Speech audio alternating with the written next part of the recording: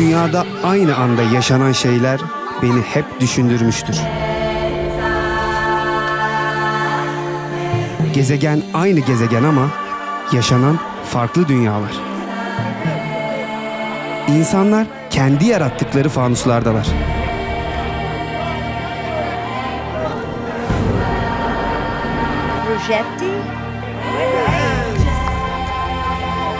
İnsan bu bilince ulaştığı zaman bununla mücadele etmek istiyor. Ben kendi mücadele etme yöntemimi buldum. Tüm dürüstlüğümle size bu dünyaları gösterebilmek istiyorum. Elimden gelen de bu zaten. Çok zorlanıyoruz, riskler alıyoruz. Ama konfor alanımda kaldıkça ben bile kendimi tanıyamıyorum. Bugün hayatımızın en zor yolculuğuna çıkıyoruz. O anda biz bile bu kadar zorlu olacağının farkında değildik. Ama yol insana öğretiyor. Yolun kendi kuralları oluyor. Seyahatlerimden bunu anladım. Amazon ormanının derinliklerinde yaşayan Varoniler ile buluşmaya gidiyoruz. Bu kabile sadece 50 yıl önce keşfedildi. Kendilerini keşfedenleri de ağaçlarını kesen petrol şirketi çalışanlarını da öldürdüler. Bu sefer doğaya karşı mücadele edeceğiz. Burada yaşayan insanlar binlerce yıldır bunu yaşıyorlar. Ben buraya bu ana tanık olmaya ve sizinle paylaşabilmeye gidiyorum. Varoni kabilesine ulaşmak hiç kolay olmadı. İlk olarak İstanbul'dan 14 saatlik bir uçuşun ardından Kolombiya'nın Bogota şehrine indik. Buradan Ekvador'un başkenti olan Quito'ya, ardından da Ekvador'un başka bir şehri olan Coca'ya ulaştık. Ama önümüzde Amazon nehrinde kanoda geçireceğimiz 15 saatlik bir yolculuk bizi bekliyor. Görmüş olduğunuz kanoyla 15 saat yol yapıp Amazon ormanlarının en derinine ineceğiz. Konforsuz bir yolculuk olacak biraz. In this place, the not contact people, the Tagaeri Santaro Menenas, he was killed, attacked for the Disa Guarani tribe a couple of years ago. Really? Really, really. Today we try to go crossing this place. He's gonna go to show us which way that this very dangerous place. Is it dangerous? Yes, yes, yes, yes.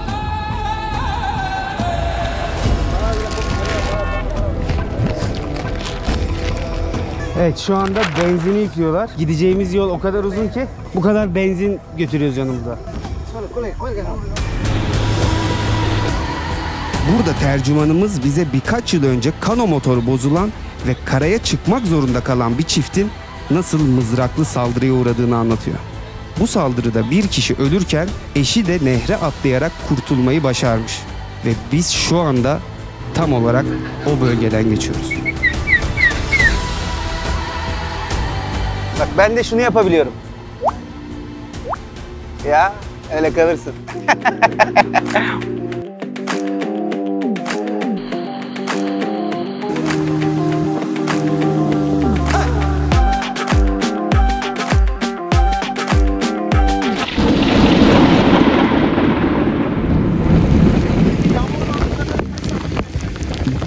Yolculuğumuz bizim için çok keyifli başlamıştı. Ama giderek artan yağmur bizi tedirgin ediyordu. Yağmur yağma ihtimalini biliyorduk ve buna hazırdık. Fakat bu kadarını gerçekten beklemiyordum. Henüz kano yolculuğuna başlayalı 7 saat olmuştu ve önümüzde 8 saatlik bir yolculuk daha vardı.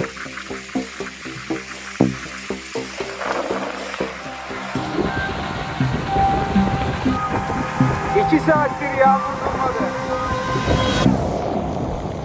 Kano doluyor.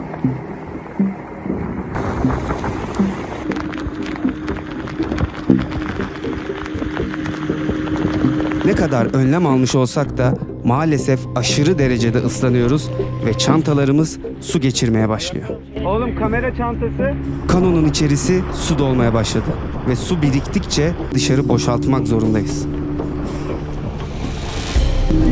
İnanılmaz üşüyorum. Her yerim ıslandı. Her yerim.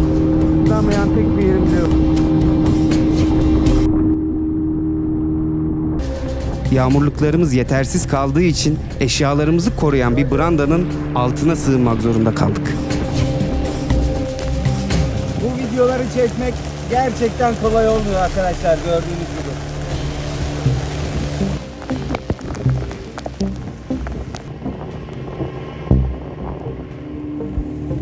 yağmur fırtınasında geçen 4 saatlik yolculuğun ardından sonunda kabileye ulaştık. Eşyalarımız hepsi su içinde. Yoldayken motor bozuldu ve yarım saat olduğumuz yerde kaldık. Gerçekten gelemeyeceğiz zannettim. Deli gibi yağmur yağıyordu ve çok üşüyorduk.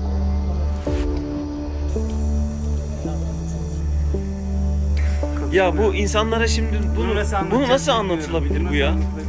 Çünkü videoyu da çekemedik can derdinde olduğumuz için. Biz brandanın altına girdik bir süre sonra. İnanılmaz bir yağmur başladı zaten. Yağmur inanılmaz bir şekilde devam etti. 4 saat falan devam etti. Ve buraya gelmeden 1 saat önce motor bozuldu. Ve o brandanın altında böyle titreyerek, üşüyerek ne olacak diye bekledik. Benim hiç umudum yoktu yani. Evet, üstümüzü değiştirdik, biraz dinlendik. Gerçekten çok kötü bir deneyim yaşadık. Ama bize bir hoş geldin töreni hazırlamışlar. Bakalım neler göreceğiz.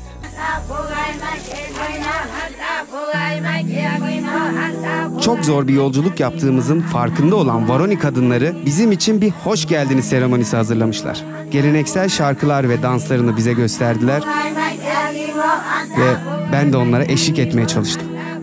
Burada son derece misafirperver karşılandık. Ekvador'un Amazon bölgesinde yaşayan Varoniler ile ilk temas 1956 yılında kuruldu. 5 Hristiyan misyoner Varoniler ile temas kurmaya çalışırken öldürülür.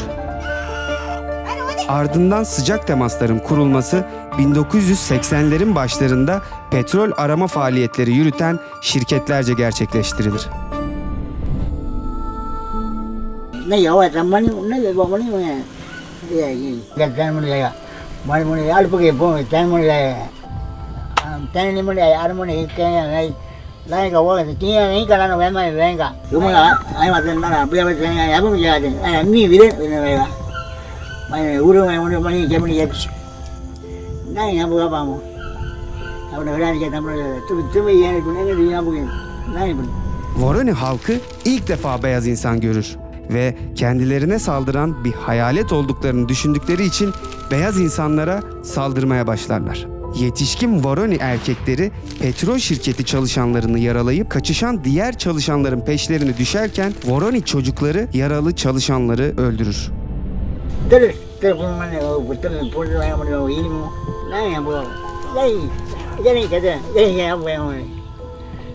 đây tôi mà cái này nghe gì này quá chứ đấy là mình như vậy là nó ông này là em đi cái này là ở đây cái đấy bây giờ là đấy cha vào kéo cái nhà vào mình nhà vào vào. Ve burası da aslında petrol şirketinin kurduğu havalimanı arkadaşlar. Uçakların iniş yapabilmesi için böyle buradaki ağaçları kesmişler ve düzlük bir alan oluşturmuşlar. Ve buraya havalimanını aydınlatması için bazı ışıklar yapmışlar. Ve bütün kabile halkı da aslında bu ışıkların arkasına evlerini kurmuşlar. Kimisi zaten havayolu şirketlerinin kurduğu barakalardı. Kimisi de kendilerinin sonradan eklediği evler. Varoni kabilesindeki bebekler beyaz insanları gördüklerinde onlar için bu alışılmadık ve yabancı görünüm karşısında doğal bir ürperti duyuyorlar. Hadi çıkalım, rahatsız etmeyin. Varoni saldırılarında çok fazla insan kaybeden petrol şirketleri de Ekvador mahkemelerinin kararıyla bölgeden ayrılmak zorunda kalmıştır.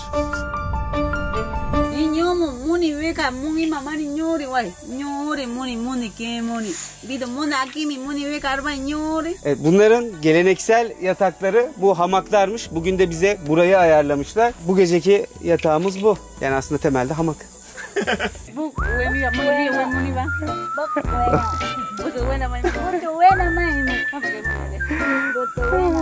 Ateşin başındayız ya. Bu yarısı zaten su kaldı.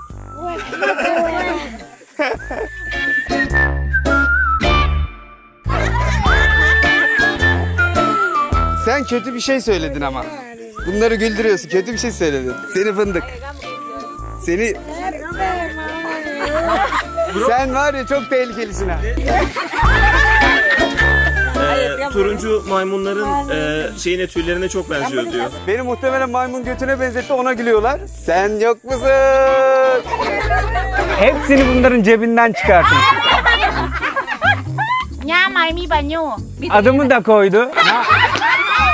Ölen kocasının ismini koymuş bana, ona mı gülüyorlar bir de bana? Aynen. Sen çok fenasın. Sen. Türkiye. Baklava. Getirdim ben sana birazdan. O da olur. Ailem var çok şükür. Rakı getirdim sana.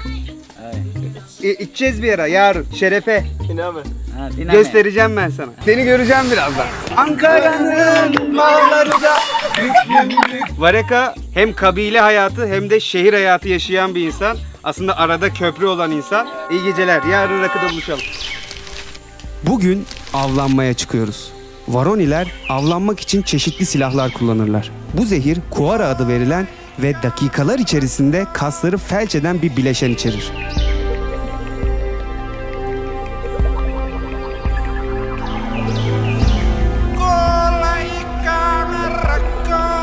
Ancak ağız yoluyla alındığında kana karışmaz ve herhangi bir zararı olmaz. Gördüğünüz bu materyal tuluk olarak bilinir. Okların taşınması ve korunması için kullanılır. Pirana dişleriyle okların hayvana saplanacak kısmını inceltirler.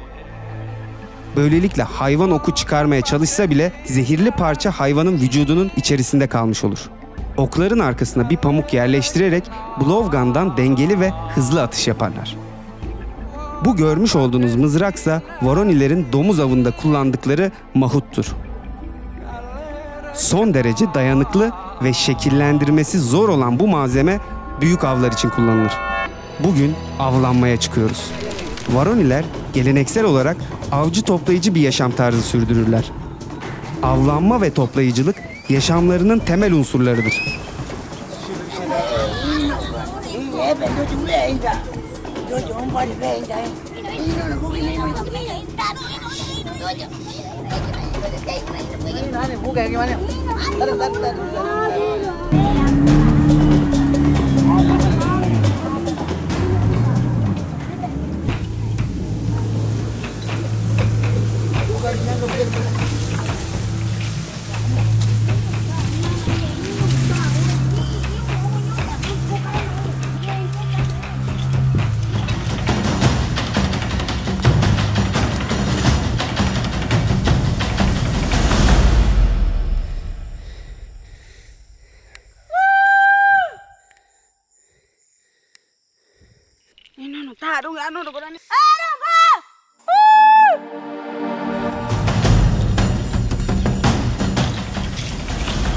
Çıplak ayakta nasıl dolaşıyorlar ya?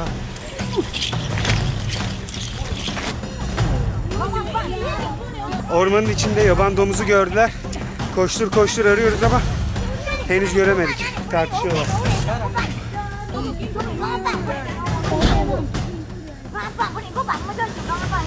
Lagi bapin na kana.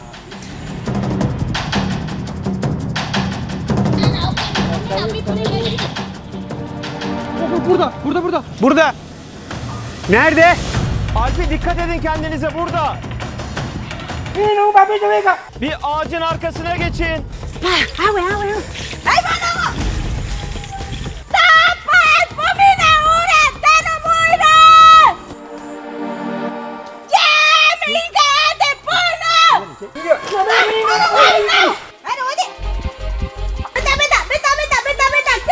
Alpi bir anda fırlayabilir.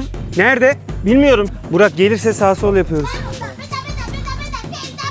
Şu an resmen Amazon ormanlarında yaban domuzu arıyoruz. Şu an burada olduğuma inanamıyorum. Neyse.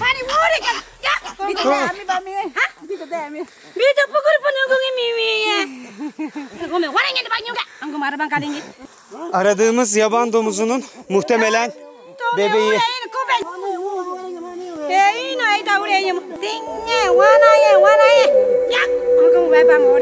İnsan görünce biraz tabii ki duygulanabiliyor. Ve sonunda akşam yemeklerini yakaladılar.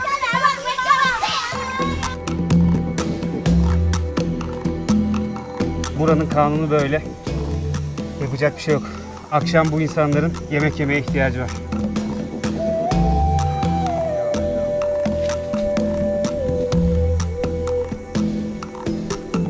Koreka.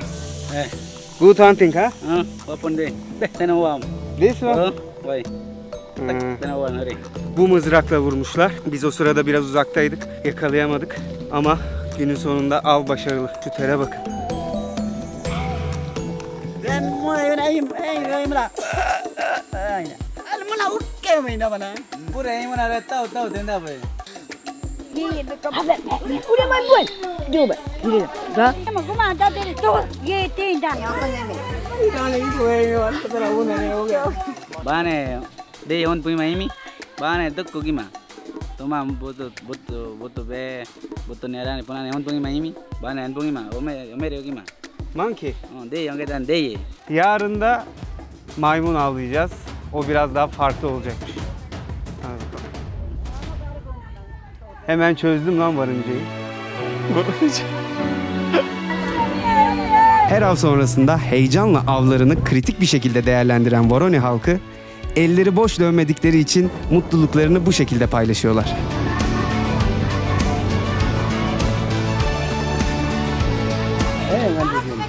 Voronezh dili izole bir dildir ve başka hiçbir dil ailesine mensup değildir. Voronezh kelimesi Vao dilinde insanlar anlamına gelir. Günümüzde kesin sayıları bilinmemekle birlikte topraklarında 4000 Voronezh'nin yaşadığı tahmin edilmekte.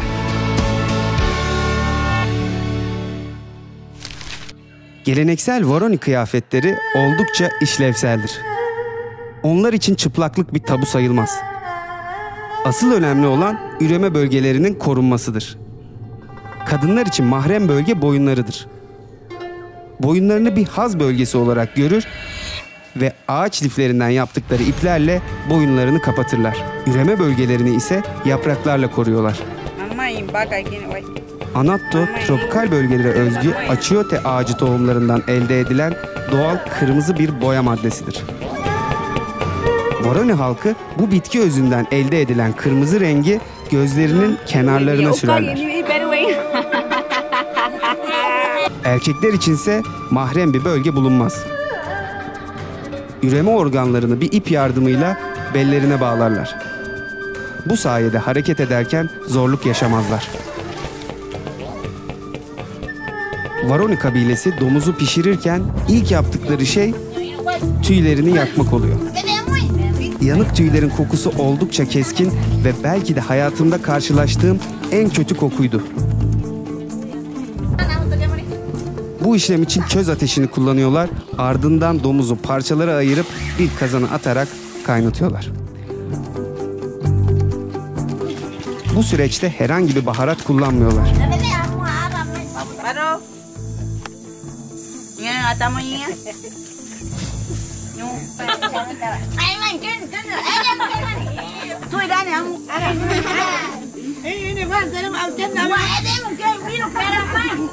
Şimdi de kabilenin kadınlarıyla birlikte ormanın içine dalacağız. Hem şifalı bitkiler hem de akşam yemeği için çeşitli yiyecekler topluyorlar ormanın içinde. Bu orman onların marketi arkadaşlar. Yani avlanmak için, şifa için, her şey için bu Amazon ormanlarını kullanıyorlar. Şimdi hep birlikte keşfedelim. Vaponi. Çıplak ayakla nasıl dolaşıyorlar anlamıyorum. Bizde bot var falan, hani ona rağmen zorlanıyoruz. Buraya nasıl basıyorsunuz bacım?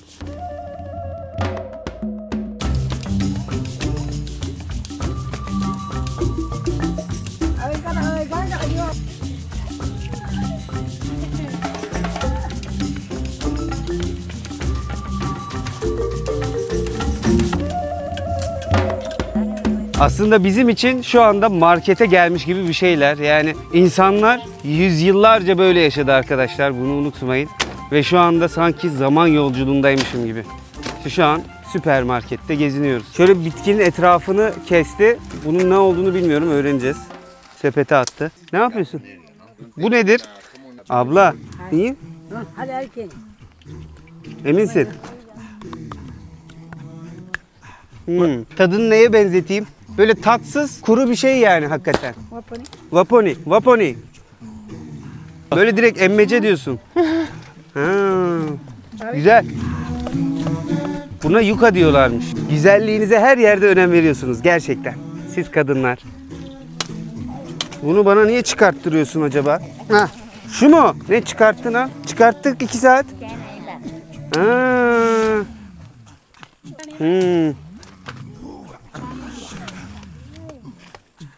O kadar onu aşağıdan çıkarttım, yere attın ama. Ya hey.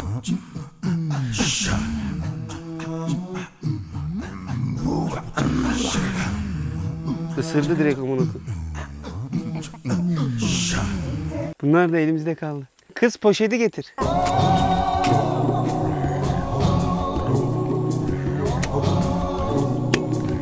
Bunlar zamanla oturur. Voroni toplumu yakın akraba gruplarından oluşur. Aile bağları güçlüdür ve topluluk kararları kolektif olarak alınır. Ancak ruhani liderleri olan şamanın düşüncesi kararların alınmasında önemli bir rol oynar.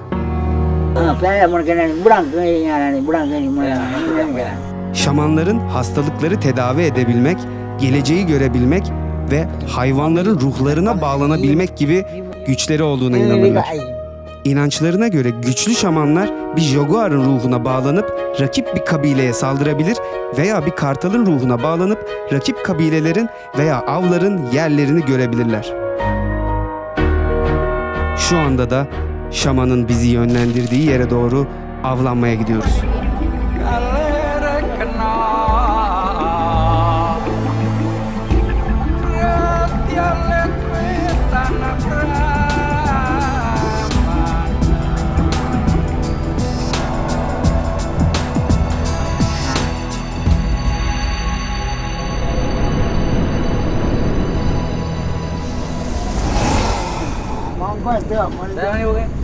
Evet, şimdi bir maymun gördüler. Hızlıca durduk. Bakalım bulabilecek miyiz?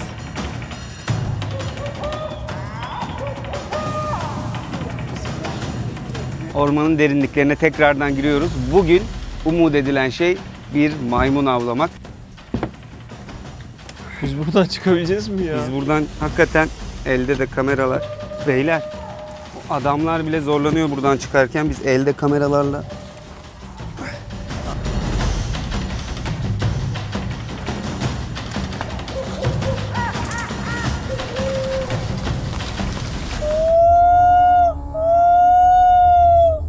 Bu işin sırrı aslında çok fazla ses çıkartmadan saatlerce gezmek ve avını bulduğunda hiç bekletmeden saldırmak. Yoksa maymunlar inanılmaz hızlı bir şekilde kaybolabiliyorlar. Bugün saatlerce gezeceğiz. Kesinlikle kolay olmayacak. Şimdiden çok terledim. Bizim üstümüzde uzun kollu kıyafetler var. Çünkü şu anda Amazon ormanındayız ve bizi her şey ısırabilir. Ama onlara zaten bir şey olmuyor. Onlar için bu daha rahat. Ne oldu? Neredesin? Bakayım. Çok kötü bir şey ısırdı. Nerede? İyi misin? Dur bir dakika. Tamam. Nerede ısıran şey? İyi misin? Küçük bir sivilce Harbi çıkacak mi? orada. Evet. Ateş karıncası ısırdı. Bakayım. Var mı? Aynen. Yanıyor değil mi? Yanıyor. Evet normal. Al kamerayı Burak'tan. Cinco minutada. Okey. 5 dakika. O ateş karıncası zaten ya, ben de gördüm. Elime acıyor. Tamam, acıdığı için. Yok, korkma diye sadece ekstra söylüyorum.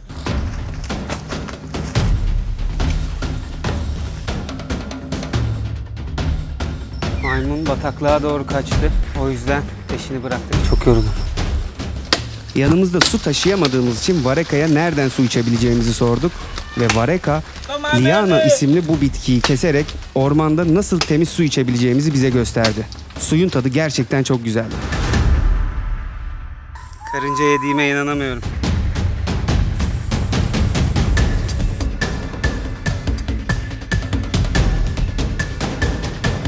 Ekşi, limon gibi. Amazon karıncası güzel.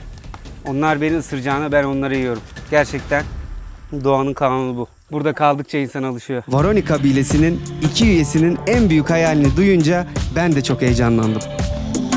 En büyük hayalleri modern insanların yaşadığı şehirleri ve adetlerini görmekmiş. Ben de onlara en büyük hayallerini gerçekleştirme sözü verdim.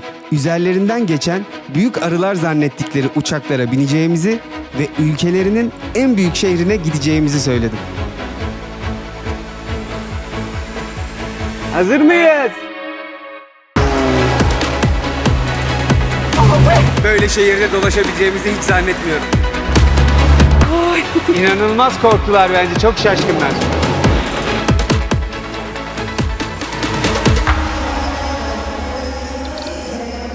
Tabii siz bunları sonraki bölümlerde izleyeceksiniz.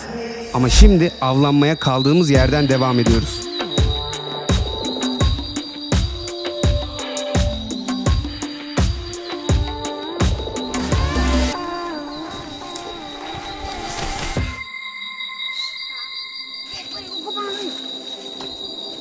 Bu adamların hızına yetişmek gerçekten çok zor. İnanılmaz yorucu. Sürekli bir yokuş inip yokuş çıkmak zorundasınız ve ağaç dallarıyla kaplı, gerçekten avlanmak çok zor bir iş. Ve neden çıplak olduklarını burada koşturdukça anlıyorsunuz. Çünkü sürekli üzerinize bir şey takılıyor ve sizi yavaşlatıyor. Aynı zamanda ayakkabılarınız da bataklıkta kalıyor. Tekrar giymek zorunda kalıyorsunuz. İşte bu yüzden çıplak dolaşıyorlar.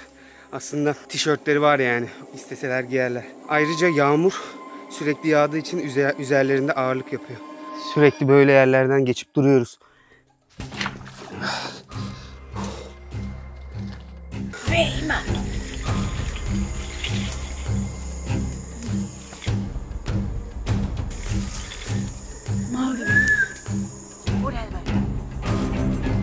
Yukarıda bir maymun var şu anda. Sesini duyuyoruz ama kendisini henüz ben görmedim.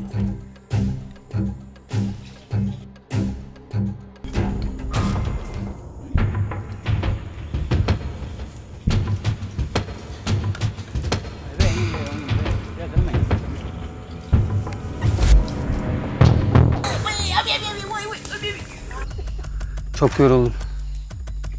Maymunlar o kadar iyi saklanıyor ki.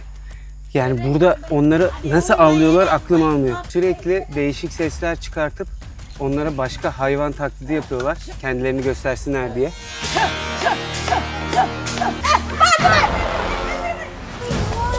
Koş koş koş.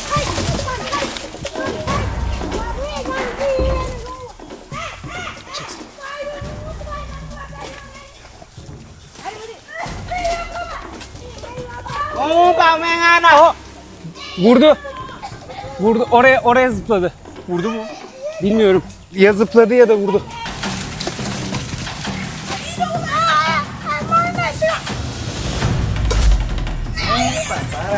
Şu an maymuna inanılmaz yakınlar. Görüyoruz, daldan dala atlıyor. Vareka vuruyor ama henüz ya isabet etmedi ya da isabet etti ama zehri vücudunu alması biraz zaman alıyor. Birazdan düşebilir ama hala vurmaya devam ediyor. Daha bilmiyoruz yakalayıp yakalayamadığımızı.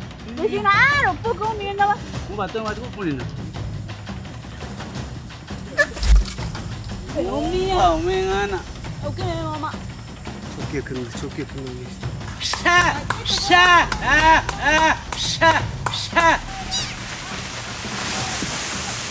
Etrafındaki ağaçları kesiyorlar. Maymun kaçmaya çalışırsa kaçamasın diye. Bir yandan şu sarmaşıkları sallayarak maymuna rahatsızlık vermeye çalışıyor. Onu oradan indirmek için hala tık yok. Tırmanacak mı lan bu deli? Tırmanıyor lan. Neredeyim ben ya? Neredeyim ben?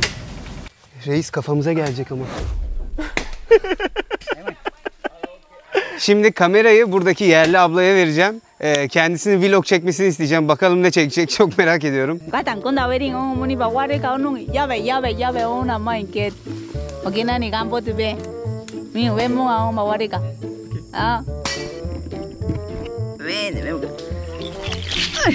Una mãe que era nani da abrin que bu baño. Una mãe que era nani de ormo maira niam. Pare ka que nani campo de una mãe que ve una vai no gata tem conda. Onun tu mama pua que ve una ba. Baboni. Çok tatlı ya gerçekten. Yani mutlular yani.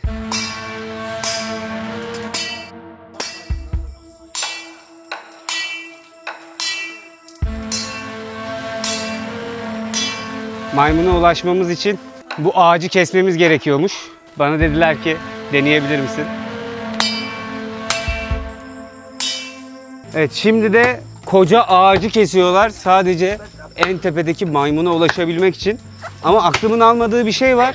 Bu ağaç kesildikten sonra, bu ağaç düştükten sonra... Maymun oradaymış.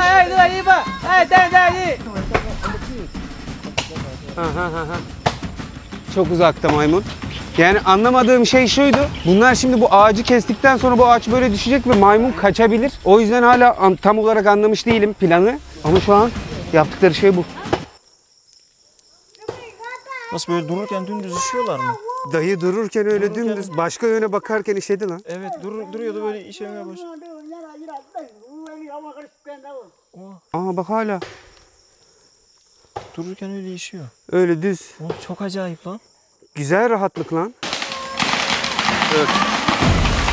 Aha yıkıldı. Öf. Go go go go go go. Ağaç sonunda yıkıldı. Bakalım maymun ne oldu?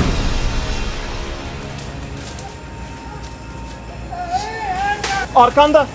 Burada.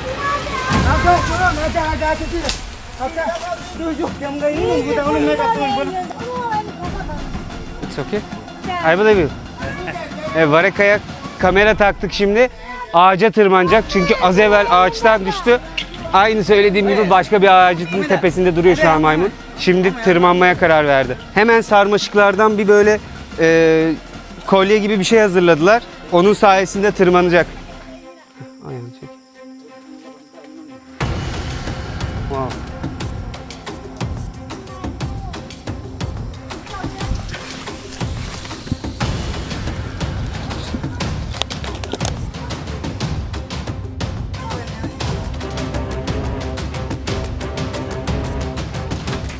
Oha ne ara tırmandı o kadar. İnanamıyorum.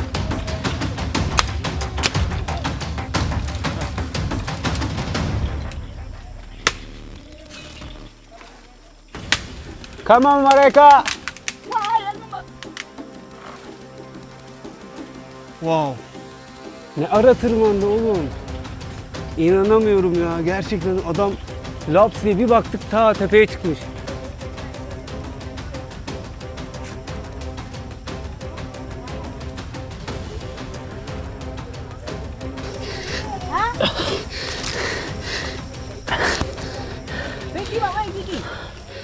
Heyecanlı bekleyiş. Come on Mareka. Bir yerden İnşallah. atladı. Diğer ağacı.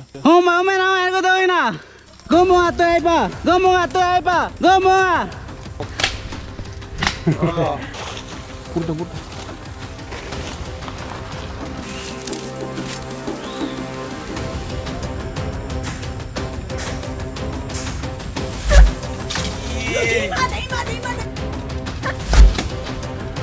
Aha vurdu.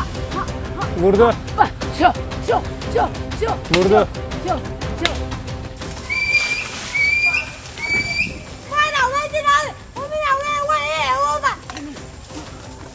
Nasıl hızlı gidiyor. İnanılmaz. Gerçekten inanılmaz. Ha, şurada. Şurada. Vurulmuş. Şurada duruyor.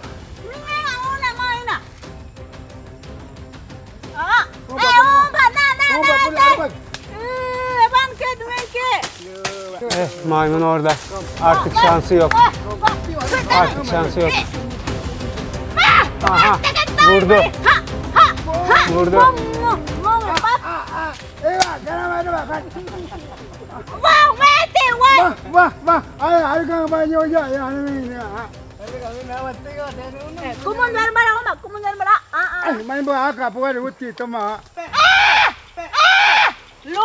Aa, gidiyor. Gidiyor.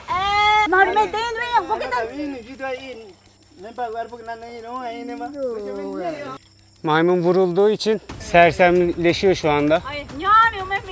Büyük bir maymun. Aa yavrusu var.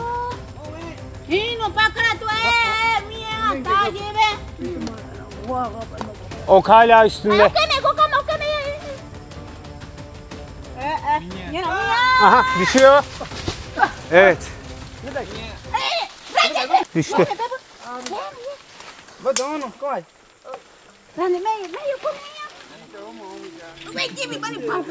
Ve akşam yemekleri işte burada.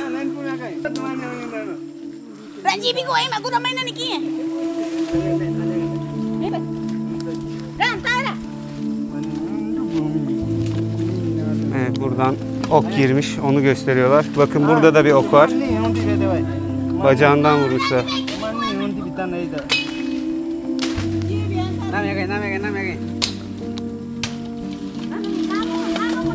Üstlerine sürüyorlar.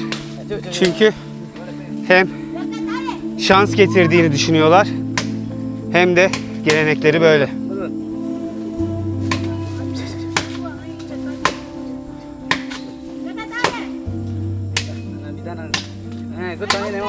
Bizim için çok garip, farkındayım, ama bu adamların yiyecek yemeğe ihtiyacı var ve şu anda onların marketindeyiz.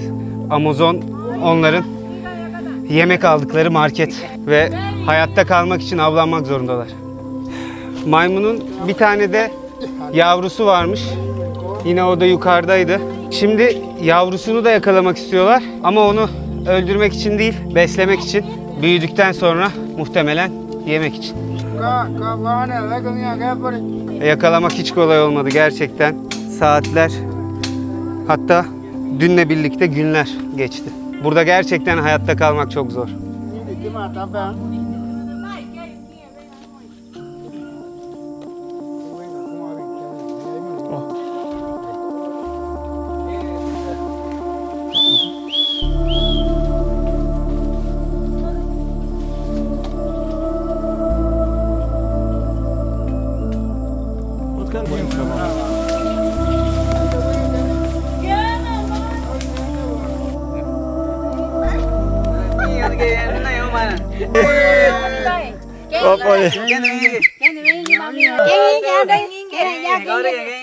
İnanamıyorum, maymun avlandı şu an burada.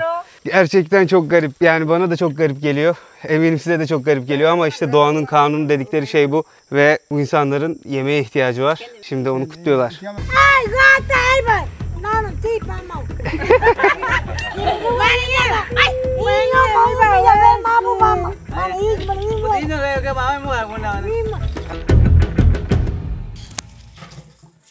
Monkey is ready. Çok kötü gözüküyor ya. Çok kötü gözüküyor ya. Eli mi o?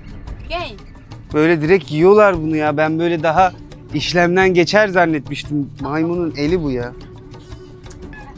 Nasıl bir şey olduğunu size aktarmak için tadına bakıyorum. Ve it's okay. İyi.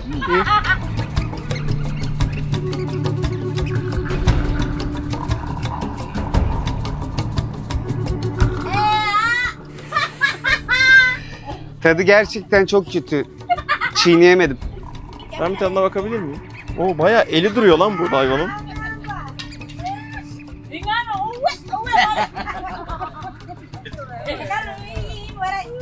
Tadı çok kötü ya. Tadı kötü. Tadı kesinlikle kötü. Ama yenecek bir şey değil. Bir de arkadaşlar biz maymun olduğunu biliyoruz ya bunun. O yüzden ekstra benim midem bulandı. Onlar keyifle yiyor yani. Hayvanın Eli kolu gözüküyor yani. Bir de böyle şekil olarak da böyle çok maymun gibi hala. Bozmamışlar. Derisini de yüzmemişler. Derisini Hiçbir de şey yüzmemişler. Gidelim, benim midem çok pis bulandı. Yeter. Ne?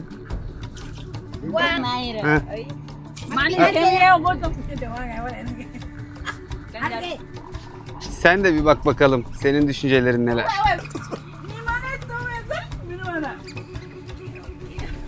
Güzel ya. Güzel mi? Vallahi kokusunu almadığın Oğlum sürece. bir ısırsana lan. Bir Küçücük ısır bir. aldın. Yenir, ben bunu yiyeceğim. Hadi be. Ben maymun olduğunu bildiğim için ekstra bir midem bulandı sanırım. Bizimkiler yani çok da şey yapmadı. Benim kadar iğrenmediler. Binlerce yıldır Amazon ormanlarında yaşayan Waorani halkı bana doğayla nasıl uyumlu yaşanabileceğini gösterdi. Bu halkın en büyük korkusu petrol şirketinin bölgeye tekrar geri gelmesi.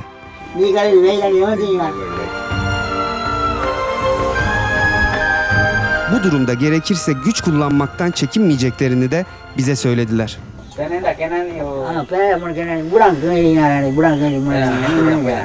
Varoni kabilesiyle Amazon ormanlarında tam bir hafta geçirdik. Bir sonraki bölümde Varonilerin şu an yaşadığı, petrol şirketlerinden ele geçirdiği yerleşkeyi inceleyeceğiz. Yaşamlarını ve hayattan beklentilerini soracağız. Ve aynı zamanda onlar için getirdiğim baklavayı ve rakıyı onlara denettireceğim. İzlediğiniz için çok teşekkür ederim. Videolarımı beğeniyorsanız abone olmayı unutmayın. Bir sonraki bölümde görüşmek üzere.